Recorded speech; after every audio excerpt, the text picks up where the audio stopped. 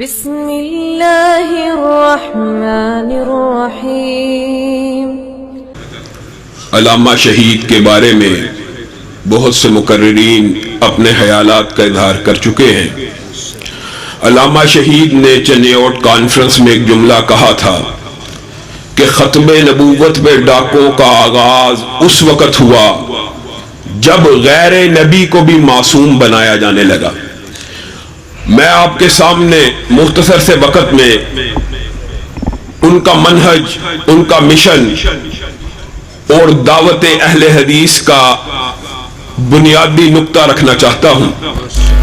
سب سے پہلی بات یہ ہے، ہمارے معاشرے میں دور حاضر کے اندر بہت زیادہ اشکالات حدیث کے حوالے سے پیدا کر دیے گئے ہیں۔ نعوذ باللہ یہ سمجھا جاتا ہے قرآن تو نازل ہوا ہے اللہ کی طرف سے پورے کا پورا، حدیث تو بعد میں آئی ہے، حدیث تو بعد میں لوگوں نے لکھی، حدیث کا دور تو قرآن کے بعد ہے۔ یاد رکھو، چند باتیں سمجھ لو، ہمیشہ کے لیے کام آئیں گی۔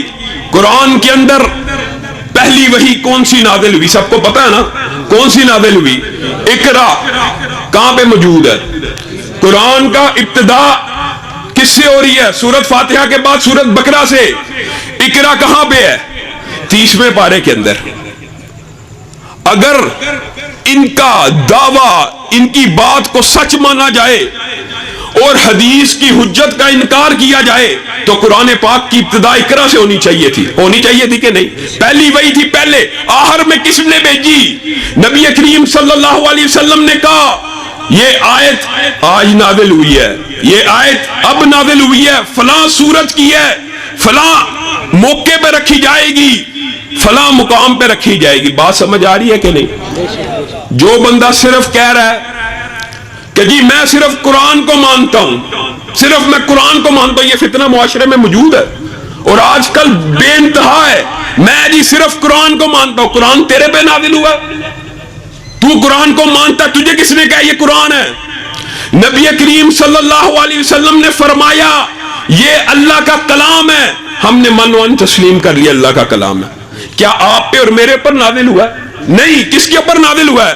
نبی کریم صلی اللہ علیہ وسلم کے اوپر نازل ہوا، انہوں نے بتلایا یہ قرآن ہے، ہم نے مان لیا۔ یاد رکھیے نبی کریم صلی اللہ علیہ وسلم دنیا سے چلے گئے، قرآن مکمل کمپائل نہیں تھا، کتابی شکل میں موجود نہیں تھا۔ صحابہ آ رہے ہیں، گواہیاں دے رہے ہیں، واقعہ ایک ہی یاد کر لو تو ہمیشہ کے لیے کافی ہے۔ ایک ہی واقعہ گواہی دی جا رہی ہے، آیات رکھی جا رہی ہیں، دو گواہوں کو لایا جائے، دو گواہ آتے ہیں، آیت یہ جی میں نے سورت بقرہ میں اس آیت کے بعد سنی، اس آیت کے بعد سنی، ویسے ویسے ویسے ویسے کمپائل ہوتا جا رہا ہے، قرآن مکمل ہو چکا ہے۔ ایک صحابی، نام یاد رکھ لو، حضرت حذیمہ انصاری، حضرت حذیمہ انصاری آتے ہیں، کہتے ہیں سورت احزاب کی 23 نمبر آیت، کہتے ہیں من المؤمنین رجال، میں نے یہ آیت نبی کریم صلی اللہ علیہ وسلم سے اس آیت کے بعد سنی تھی۔ ان کو کہا جاتا ہے گواہوں کو لے کے آؤ نہیں تو تجھے کوڑے پڑیں گے۔ حدیث کی حجت کی بات ہو رہی ہے کہ قرآن پاک کی کمپائلیشن، قرآن پاک کی ترتیب، قرآن پاک کی یہ جو صفحہ بندی، قرآن پاک کے اندر آیت کے بعد آیت کا ہونا حدیث کا محتاج ہے۔ وجہ کیا ہے؟ حضرت حذیمہ انصاری دوڑتے ہیں، بھاگتے ہیں، ان کو کوئی گواہ نہیں ملتا، اس آیت کا اکیلے حافظ ہیں، پوری دنیا کے اندر ایک اکیلا حافظ ہے، لیکن مصیبت یہ ہے دو گواہیوں کے بغیر شامل نہیں ہو سکتا۔ لوگوں یہ وہی حذیمہ انصاری ہیں کہ ایک مرتبہ نبی کریم صلی اللہ علیہ وسلم کا جھگڑا ہوا یہودی کے ساتھ جھگڑا ہوا، نبی کریم نے کہا کون میری گواہی دے گا؟ حذیمہ انصاری نے واقعہ نہ سنا نہ دیکھا، ہاتھ بلند کیا اور کہا میں محمد الرسول اللہ صلی اللہ علیہ وسلم کی گواہی دیتا ہوں۔ نبی کریم نے اس وقت جو الفاظ کہے، پاس صحابہ بیٹھے ہیں، کہتے ہیں حذیمہ آیت مجھے یاد نہیں ہے لیکن چل میں گواہی دیتا ہوں، جس وقت تو نے نبی کریم کی گواہی دی تھی تو آقا نے اس بات کا اعلان کیا تھا قیامت کے دن تک خزیمہ تیری اکیلے کی گواہی 2 کے برابر ہوگی۔ اس ایک حدیث کی وجہ سے قرآن پاک میں آیت داخل ہوئی۔ بات سمجھ آ رہی ہے کہ نہیں؟ بات مشکل نہیں ہے۔ قرآن پاک کی ساری ترتیب کس سے لگی؟ حدیث کے ذریعے لگی۔ کوئی بندہ یہ اٹھے اور کہ میں قرآن کو مانتا ہوں، تیرے پہ قرآن نازل ہوا ہے، تو قرآن کو مانتا ہے۔ جو بندہ قرآن کے بعد حدیث کو نہ مانے اس کو منکر حدیث کہا جاتا ہے۔ اور منکر حدیث کے لیے قرآن میں متعدد آیتیں ہیں، لیکن ایک عام فہم جھٹکی مثال ہے۔ آپ میں سے لوگ کوئی دردی کا کام کرتا ہے، کوئی مختلف کام کرتے ہیں، اس کے پاس کوئی بندہ آئے اور کہ یہ سیمپل ہے اور سیمپل دے نا، اور کہ اس کے مطابق کام کر دو، بار بار کے سیمپل کے مطابق کام کر دو۔ تیسری چوتھی مرتبہ آپ کہیں گے یار یہ کتنا بے وقوف آدمی ہے، سیمپل دے نہیں رہا اور کہہ رہا سیمپل کے مطابق کام کر دو۔ لَقَدْ كَانَ لَكُمْ فِي رَسُولِ اللَّهِ أُسْوَةٌ حَسَنَةٌ، لوگوں نبی کریم صلی اللہ علیہ وسلم کی زندگی تمہارے لیے نمونہ ہے۔ نمونہ ہی محفوظ نہیں، معاذ اللہ، اللہ نے نمونہ محفوظ نہیں کیا اور تمہیں اور مجھے کہہ رہا ہے اس کی پیروی کرو، معاذ اللہ۔ اللہ رب العزت ہم سے مذاق کر رہے ہیں۔ پوری زندگی کس کی نمونہ؟ نبی کریم کی۔ اگر زندگی محفوظ ہی نہیں، اللہ ہم سے کیسے مطالبہ کر سکتا ہے؟ اس کا مطلب یہ ہے نبی کریم صلی اللہ علیہ وسلم کا قول، فعل، اٹھک بیٹھک، نشست برخاست، رات کا سونا، حتیٰ کہ بیت الخلاء میں جانا، بیویوں کے پاس جانا، تمام جو شریعت کو مطلوب اصول تھے ان میں سے کوئی ایک اصول ایسا نہیں ہے جو نبی کریم صلی اللہ علیہ وسلم سے ثابت نہ ہو۔ اور اسی وجہ سے نبی کریم تو کہہ رہے ہیں بتاؤ میں نے پورا دین پہنچا دیا، صحابہ کہہ رہے ہیں پہنچا دیا۔ آج کا مولوی کہتا ہے نہیں پہنچایا۔ آج کا مولوی ایک ٹی وی پہ بیٹھا ہوتا ہے، جس حدیث کو دل کرے مان لیا، جس حدیث کو دل کرے انکار کر دیا۔ یہ عجیب فلسفہ، اپنی طرف سے اپنی ذہن کو حدیث کے مطابق لڑانا۔ اللہ کے نبی کے اوپر آیت اتری ہے، دین مکمل ہے۔ دین اسلام مکمل ہے کہ نہیں؟ دین مکمل ہے کہ نہیں؟ اگر دین مکمل ہے تو نبی کریم کی ایک ایک حدیث موجود ہے۔ پھر ایک فتنہ تو یہ ہے غامدی صاحب کی شکل میں، دوسرا فتنہ کیا ہے؟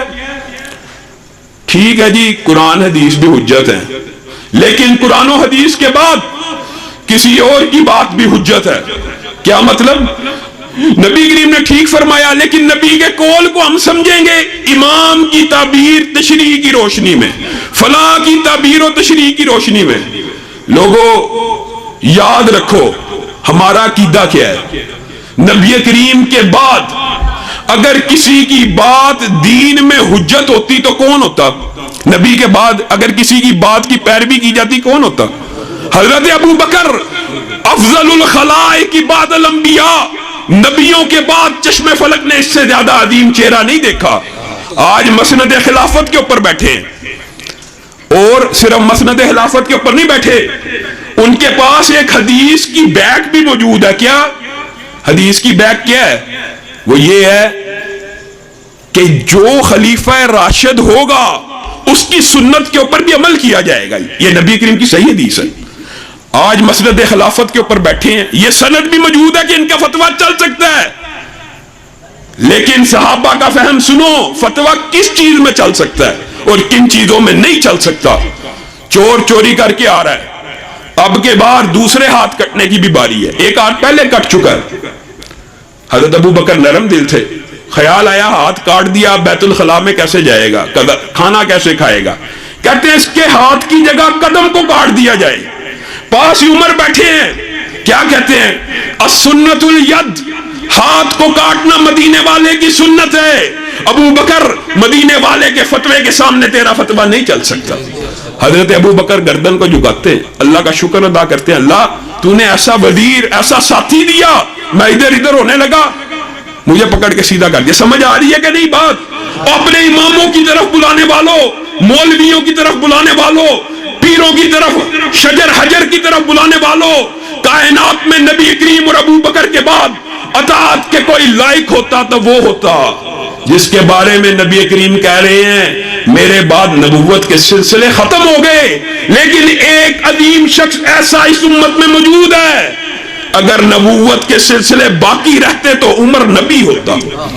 لوگوں آج وہ بھی مسند خلافت میں بیٹھے ہوئے ہیں، مسند خلافت ہے، ان کے بعد بھی خلیفہ راشد کی سند ہے، اپنی مرضی سے فتویٰ دے سکتے ہیں، لیکن تعبیر و تشریح کے اندر خلاف نص نہیں۔ یہ صحابہ کا فہم ہے۔ خانہ کعبہ کے اندر جاتے ہیں، واقعہ یاد کر لو، خانہ کعبہ میں جاتے ہیں، خانہ کعبہ کو ویران دیکھتے ہیں، ان کے دل کو چوٹ لگتی ہے، کہتے ہیں یہ جو عربی لوگ ہیں نا حاجی، یہ بڑے تیز ہیں، حج تمتع کرتے ہیں۔ حج تمتع ایسا حج جس کے اندر عمرہ بھی ہو جاتا ہے، جا کے جو ہم لوگ کرتے ہیں، عمرہ کیا، احرام اتار دیا، بعد میں حج کیا، تو ایک ہی سفر میں عمرہ بھی ہو گیا، حج بھی ہو گیا۔ تو حضرت عمر آرڈیننس جاری کرتے ہیں، کہتے ہیں آج کے بعد حج تمتع کے اوپر عمر پابندی لگاتا ہے۔ کیا نیت ہے لوگوں؟ آج بدعت کے جتنے فلسفے ہیں اس نیت کی وجہ سے ہوتے ہیں۔ نیت ابو بکر کی بھی نیک تھی، اور حضرت عمر کی نیت کیا ہے؟ خانہ کعبہ آباد ہو جائے گا، عمرے کو حج سے علیحدہ کروں گا، لوگ پورا سال عمرہ کریں گے، خانہ کعبہ آباد ہوگا، خلیفہ ہیں، مسند خلافت میں ہیں، سند رسول بھی موجود ہے۔ آرڈیننس جاری کیا، سب سے پہلی مخالفت پتہ لگا کہ ذوالحلیفہ کے اوپر عبداللہ ابن عمر نے حج تمتع کا احرام باندھ لیا۔ ہر کارے اس دور کی پولیس پکڑ کے لے کے آئی۔ عبداللہ ابن عمر ہمیشہ باپ کے سامنے بچھی ہوئی نگاہوں کے ساتھ، جھکی ہوئی گردن کے ساتھ آئے، احترام کے ساتھ آئے۔ آج آ رہے ہیں، سینہ بھی تنا ہوا، چہرہ بھی اٹھا ہوا، نگاہیں بھی اٹھی ہوئی۔ حضرت عمر نے دیکھا آج بیٹے کے تیور بدلے ہوئے ہیں، کہا میں نے آرڈیننس جاری کیا اور سب سے پہلے مخالفت تو کرتا ہے۔ عبداللہ ابن عمر نے جو جواب دیا تاریخ کی کتابوں میں رقم ہے۔ عبداللہ ابن عمر نے کہا بابا آپ کے فتوے کو دیکھوں کہ اس قبر والے کے فتوے کو دیکھوں، حج تمتع میرے نبی کی سنت ہے، میں حج تمتع کا احرام پہنوں گا۔ حضرت عمر کی آنکھوں سے پانی آنا شروع ہو گیا، رونا شروع ہو گئے۔ اللہ تیرا شکر ہے بیٹا تو نے ایسا دیا، عمر بھی ادھر ادھر ہونے لگتا ہے، پکڑ کے سیدھا کر دیتا۔ لوگوں دین اور شریعت صرف قرآن اور حدیث کا نام ہے، اس کے علاوہ اگر کوئی سمجھتا ہے حالی قرآن کا نام ہے وہ بھی غلط، اور اگر کوئی یہ سمجھتا ہے قرآن حدیث کے بعد کسی چیز کا نام ہے وہ بھی غلط۔ شریعت صرف دو چیزوں کا نام ہے، قرآن اور حدیث کا نام۔ نبی کریم صلی اللہ علیہ وسلم مکہ مدینہ میں کیا دعوت لے کے آئے؟ اللہ تعالیٰ قرآن میں کہہ رہے ہیں ابراہیم کی زندگی تمہارے لیے نمونہ ہے۔ کس وجہ سے؟ انہوں نے یہ نعرہ بلند کیا بدا بیننا و بینکم العداوہ، تمہارے اور ہمارے درمیان بغض و عداوت اور نفرت کی بنیادیں ڈل چکی۔ کس بنیاد کے اوپر؟ کس بنیاد کے اوپر؟ وَإِلَٰهُكُمْ إِلَٰهٌ وَاحِدٌ لَا إِلَٰهَ إِلَّا هُوَ الرَّحْمَٰنُ الرَّحِيمُ۔ ہم ایک اللہ کی پوجا کرنے والے، تم جگہ جگہ لوگوں کی پوجا کرنے والے۔ یہی بات قرآن پاک میں نبی کریم کو اللہ کہہ رہا ہے قُلْ يَا أَيُّهَا الْكَافِرُونَ لَا أَعْبُدُ مَا تَعْبُدُونَ، میں ان کی عبادت نہیں کرتا جن کی تم عبادت کرتے ہو۔ بات کہنے کا مطلب کیا ہے؟ نبی کریم نے لا الہ الا اللہ کی بنیاد کے اوپر ایک کنبہ تشکیل دیا قرآن و حدیث کے منہج کے بعد۔ یہ بات سمجھنا بہت ضروری ہے، تمہارا اور میرا رشتہ شیخ ملک جاٹ کا نہیں ہے، تمہارا اور میرا رشتہ لا الہ الا اللہ کا رشتہ ہے۔ یہ رشتہ سب رشتوں سے بلند ہے، یہ رشتہ سب رشتوں سے مضبوط ہے۔ یہ ایسا رشتہ ہے کہ ایک قیدی کی رسیاں کس رہا ہے کوئی ساتھی، مصعب بن عمیر کہتے ہیں اس کی رسیوں کو ذرا سخت کرو، ٹائٹ باندھو، اس کی ماں بہت امیر ہے، اس کو آزاد کروائے گی اسلام امیر ہو جائے گا۔ قیدی تڑپ اٹھتا ہے، کہتا ہے مصعب اسلام نے اتنا سنگ دل بنا دیا، سگے ماں جائے بھائی کو نہیں پہچان رہا۔ مصعب کہتے ہیں اللہ کی قسم میرا بھائی تو نہیں ہے، وہ ہے جو تجھے باندھ رہا ہے۔ ابو عبیدہ ابن جراح جن کو امین الامت کا خطاب ملا، کس بنیاد پہ ملا؟ سگے باپ کو 2 دفعہ دیکھا، 3 دفعہ دیکھا، اب کی بار آیا گردن کو تن سے جدا کر دیا، اسلام کی امانت کی حفاظت کر لی۔ لوگوں تمہارا اور میرا رشتہ لا الہ الا اللہ کا رشتہ ہے، اور یہی وہ برادری ہے، یہی وہ کنبہ ہے جس کے اوپر لازم ہے، جس کے اوپر لازم ہے، ہم سب کے اوپر فرض ہے کہ اسلام کے نفاذ کے لیے اپنے گھروں میں بھی کوشش کریں لیکن باہر بھی کریں۔ یہ عجیب فلسفہ پیدا ہو گیا ہے، جی اسلام کا تعلق صرف مسجد تک ہے. مسجد میں تو اسلام ہونا چاہیے لیکن دکان پہ نہیں ہونا چاہیے. حضرت شعیب کی قوم بھی تو یہی کہتی تھی نا کہ تمہاری نماز ہمارے بازار میں آ کے کیا کرتی ہے. آج ہمارا عقیدہ یہ ہو چکا ہے نبی کریم ہمارے امام ہیں, نبی کریم ہمارے رہنما ہیں, رہبر ہیں. لوگوں اگر نبی کریم تمہارے رہبر رہنما ہیں تو اللہ کی قسم اپنے دل کو ٹٹولو, وہ سیاست میں تمہارے رہنما رہبر کیوں نہیں؟ سیاست میں تمہارے رہنما رہبر کبھی نواز شریف ہے, کبھی عمران خان ہے, کبھی بے نظیر بھٹو ہے. سیاست کے اندر بھی اگر امام بنانا ہے تو نبی کریم صلی اللہ علیہ وسلم کو بناؤ. اور یہی علامہ شہید کی دعوت تھی, یہی ان کا مشن تھا, اور اسی بات کو ساری زندگی کرتے رہے. اور جب اس برادری کو مضبوط کیا لا الہ الا اللہ کی بنیاد کے اوپر, اس وقت بھی درباری اور سرکاری جیسے مولانا بیان کر رہے تھے, موجود تھے. انہوں نے کہا تھا اس وقت بھی, لوگوں جب بھی کوئی لا الہ الا اللہ کی دعوت دے, لا الہ الا اللہ کی بنیاد پہ کنبہ بنائے, لا الہ الا اللہ کی بنیاد کے اوپر سیاست کرے, اس کی شدید مخالفت ہوتی ہے. اور حیران کن بات یہ ہے کہ اپنے لوگ ہی مخالفت شروع کر دیتے ہیں جن کے اوپر لازم ہے کہ وہ حمایت کریں, وہی مخالف ہو جاتے ہیں. لا الہ الا اللہ کا پرچم جب بھی کسی نے اٹھایا, درباریوں اور سرکاریوں نے امام احمد ابن حنبل کو کیا کہا؟